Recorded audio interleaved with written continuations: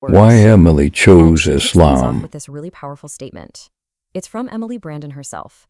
She's basically asking us to just hear her out, to set aside any ideas we might already have, because she believes the truth she found is a world away from all the propaganda she says is out there. All right, so where does a journey like this even begin? Well, for Emily, it all started way back in her childhood. She had this feeling of being kind of stuck between two different worlds of faith, and honestly, she never felt like she truly belonged in either one. You see, her background was this mix of faiths. Her dad's side of the family was Jewish and her mom's was Christian. And, she even went to Bible school, but she talks about this deep feeling of, well, a disconnect. The teachings, they just never really landed in her heart, if that makes sense. Now, that feeling of disconnect, it wasn't just some phase she was going through. Nope. It was more like a spark. And it turns out a pretty simple interaction she had online was about to fan that little spark into a full-on flame. This is what really set her off on this path of intense personal research. So how exactly did that happen? Well, it all started with her questioning some Christian ideas online. Specifically, she was talking a lot about her belief in just one God, and that got people's attention. Pretty soon, folks in her comments started saying, hey, you should really look into Islam. And you know what? That one suggestion was literally all it took. She decided, okay, I'm going to research this for myself. And this research, wow, it led her straight to what you could call the core turning point of her whole journey. It all came down to the logic of one God and how that idea really contrasted with her understanding of Christianity. Okay, so this slide really breaks down her dilemma.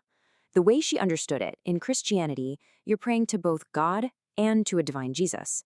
But then, when she looked into Islam, she found this total focus on praying to one God. And Jesus, he was still there, but as a revered messenger, not as a deity. For her, the logic and simplicity of that just clicked. It all started to make sense. And this was a really, really crucial point for her. It wasn't about rejecting Jesus at all.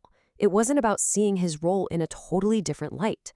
What she learned was that in Islam, Jesus is incredibly important. I mean, he's a major prophet and messenger, but he's just not considered a part of God. And that one distinction, for her, that was everything. So, when you have these huge theological questions, where do you go next? Well, for her, it pulled her deeper into history. She figured if her understanding of Christianity felt a bit off, she needed to know, okay, where did these beliefs actually come from in the first place? And that's when her research led her to this really fascinating and honestly not very well-known group from early Christian history called the Ebionites. And she points to them as a key piece of the puzzle. Why? Because they were early followers of Jesus who saw him as a prophet, but not as divine. And that view sounded an awful lot like what she was now learning about Islam. So this kind of lays out the historical argument she started to piece together. She came to the conclusion that this belief in Jesus being divine, well, it wasn't a universal thing right from the start. From her perspective, it was actually hundreds of years later, thanks to the influence of people like the Apostle Paul and Emperor Constantine, that this idea really got cemented as the official doctrine of Christianity. So after all of this digging through theology, through history, she finally felt like she'd arrived at her destination. She'd found what she described as her spiritual home. And this last part is all about the specific beliefs in Islam that finally truly made sense to her heart. So what was it specifically that resonated so deeply with her? Well, it was a few core ideas. The belief that we're all born pure. The idea that our own actions and our own intentions are what shape our fate. She also loved how the faith challenges you to just keep learning, to always pursue knowledge. And for her, the Quran itself seemed to contain miracles that confirmed everything she was now starting to believe. And really, her whole journey just boils down to this one core message. This wasn't about somebody telling her what to believe. Not at all. It was about her own relentless search for a faith that made sense, logically, but also felt true, personally.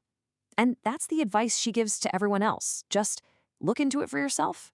So we've just walked through one person's incredibly personal, life-changing spiritual path. And I think it leaves us with the exact same question that drove her entire journey in the first place. What really happens when we actually dare to look into things for ourselves?